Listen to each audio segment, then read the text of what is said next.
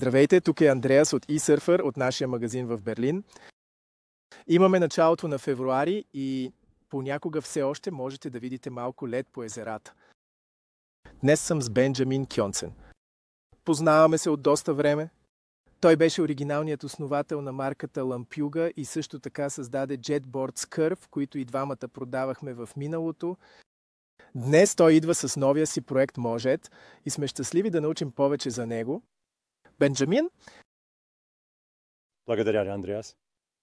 Този проект не е съвсем нов. Основахме го през 2019 година.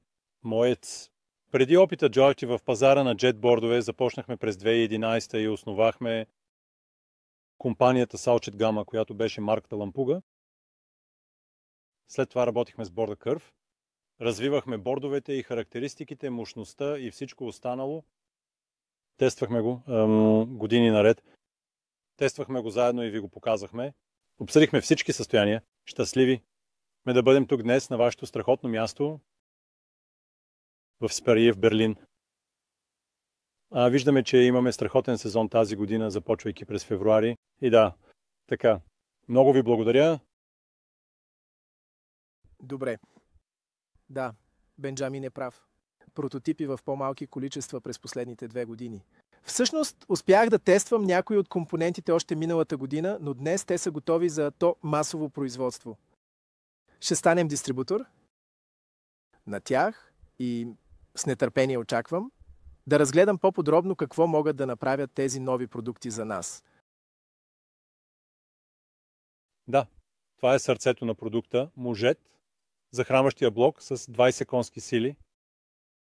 Много силен и мощен и това беше целта в разработката. Това е много кратко, само 85 см и се побира в каравана или малка лодка или малка кола. Също и можете да комбинирате този может с, като пример, прибоя и можете да го поставите в предната му част отгоре и да го затворите с 600 грам. Много лесно по този начин, така че е много здраво. И след това можете да карате с сърф, така че разнообразието е много широко. А другия продукт ще ви покажем в следващото видео. Здравейте, отново е Андреас. Бенджамин току-що инсталира сърф модула. Така че сега сме в режим на джетборд, много мощен джетборд с 20 конски сили. Имате дръжка за по-добър контрол и дистанционно управление. Достига до 55 км в час и може да носи хора до 130 кг. Бордът е много здрав. И това, има своето тегло. Теглото има предимството, че можете да се движите по-добре в тия бурни води. А теглото от друга страна не е толкова голям проблем за пренасяне, защото можете да го разглобите и всяка част ще тежи максимум 18 кг. Така че сега всъщност преминаваме към опцията за Wake, Mojet Wake. По същество това е надграждане за сърф модела джетборда, където всъщност можете да прикрепите тази wakeboard дръжка. И това прави възможно за wakeboardист, сърфист, фойлер или дори някой, който използва тръба да се тегли сам. Можете да регулирате скоростта с дистанционното управление. Имате тук ключ за изключване. Всъщност не мога да използвам дистанционното и всичко заедно, но по същество сега заключено е така, че тук има някаква технология. Дръжката има кабел вътре и е свързана с електрически магнит. Така че, ако този магнит излезе, това ще изключи мотора.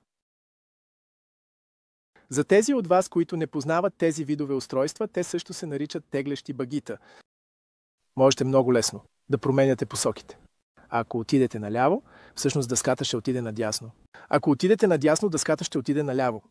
Така, че е доста лесно за контрол и прави wakeboardист или сърфист много независим. Можете просто да го сложите в колата си, да отидете на което и да е езеро или на морето и да се забавлявате на дъската си. Това е сега тялото на Может. модул, който е свързан с джет кутията. Или с модула за захранване. И това го прави типичен бодиборд. Знаете, бодибордът, за разлика от сърфборда, е мястото, където обикновено лежите. Знаете, това може да е от сърфиране. И тук имате дистанционно управление, свързано с което можете лесно да ускорявате. Можете също да го използвате за много леки ездачи. Те могат да опитат да се изправят на него, но е доста къс. Той има, разбира се, същото количество мощност, което го прави, с 20 конски сили, изключително мощен, с скорости до 55 км в час. И мога да ви обещаят, че това е наистина много забавно във водата. И може да носи хора до 100 кг или повече. И да, това е просто една от вълнуващите неща за решението му JET, което имате. Един комплект батерии, един двигател. Една част от електрониката и след това с различни модули можете да имате различни решения.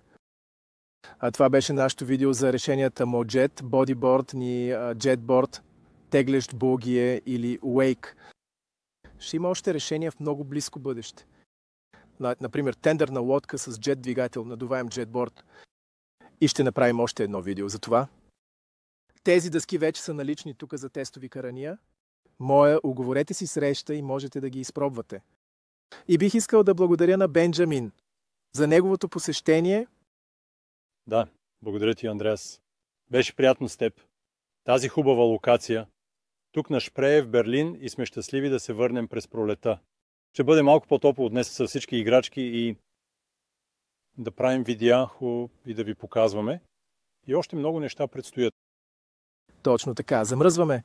Сега имам втори пуловер под якето си, но много.